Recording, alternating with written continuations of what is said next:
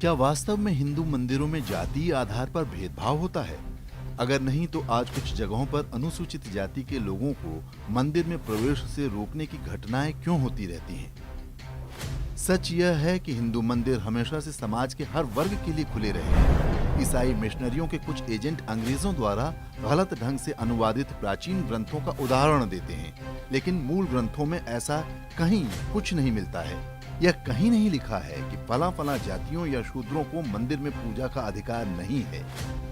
मंदिरों की व्यवस्था में पुजारियों के साथ साथ समाज के हर वर्ग की भी बड़ी भूमिका हुआ करती थी। परंतु 19वीं शताब्दी में कुछ ऐसा हुआ कि जातीय आधार पर कुछ लोगों को कुछ मंदिरों में प्रवेश से रोका जाने लगा। आप चाहें तो इसके लिए हिंदू धर्म और ब्राह्मणों को गाली देकर झूठी तसल्ली कर सकते हैं, लेकिन इससे वो ऐतिहासिक तथ्य नहीं बदल जाएगा जिसे स्वयं बाबा साहेब भीमराव अंबेडकर ने भी स्वीकार किया है। वर्ष 1932 में महात्मा गांधी और अंबेडकर के बीच पूना पैक्ट हुआ था। इसके अंतर्गत लोथियन कमेटी की रिपोर्ट सौंपते समय डॉक्टर अंबेडकर ने अछूतों को मंदिरों में न घुसने देने का जो उदाहरण प्रस्तुत किया था, उसमें वही लिस्ट थी जो अंग्रेजों ने बनाई थी। उस लिस्ट में निर्धन वर्ग के लोग थे जो मंदिर में घुसने के लिए अंग्रेजों द्वारा थोपे गए टैक्स को देने में असमर्थ थे। वर्ष 1808 में ईस्ट इंडिया कंपनी ने पुरी के जगन्नाथ मंदिर को अपने कब्जे में ले लिया। इसके बाद वहां आने वाले श्रद्धालुओं पर टैक्स लगा दिया गया। इसके लिए 4 समूह बनाए गए। चौथे समूह में वो लोग थे जो कर देने की स्थिति में नहीं थे, उन्हें कंगाल कहा गया। अंबेडकर ने उसी कंगाल वर्ग को अछूत का नाम दे दिया, क्योंकि उन्हें मंदिर में प्रवेश की अनुमति नहीं थी।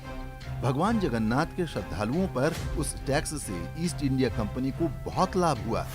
वह टैक्स 1809 से 1840 तक वसूला जाता रहा। पहले मुगलों और फिर अंग्रेजों की गुलामी झेल रहे हिंदू समाज में इतनी शक्ति नहीं बची थी कि उस अन्याय का विरोध कर पाता। जगन्नाथ मंदिर की देखा देखी कुछ और मंदिरों में भी वह कुरीति फैलती गई।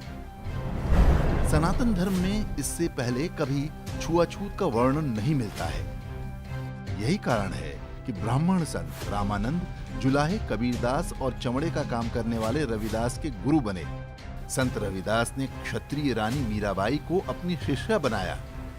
ऐसे ढेरों उदाहरण 19वीं शताब्दी तक मिल जाते हैं। यदि छुआछूत की कोई परंपरा होती तो हिंदुओं के शमशान और पिंडदान के घाट भी अलग होते।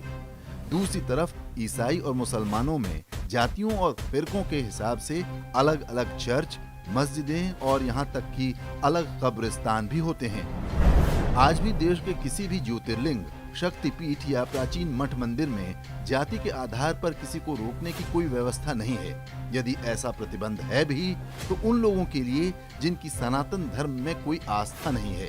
यदि जाति के आधार पर किसी मंदिर में कोई भेदभाव होता है तो वह अंग्रेजों की शुरू की गई कुरीति से अधिक कुछ नहीं है। हिंदू मंदिरों में प्रवेश की एकमात्र न्यूनतम अनिवार्यता स्नान है। श्रद्धालुओं से मात्र यह आशा की जाती है कि वो स्नान और पवित्रता के साथ नियमों का पालन करते हुए ईश्वर का ध्यान करें। यह बात ब्राह्मणों पर भी लागू होती है और शूद्रों पर भी। बिना स्नान ब्राह्मणों के लिए भी मंदिर में प्रवेश वर्जित है। यह सत्य को जानिए ताकि ईसाई मिशनरियों और इस्लामी एजेंटों के फैलाए झूठ का जवाब दिया जा सके।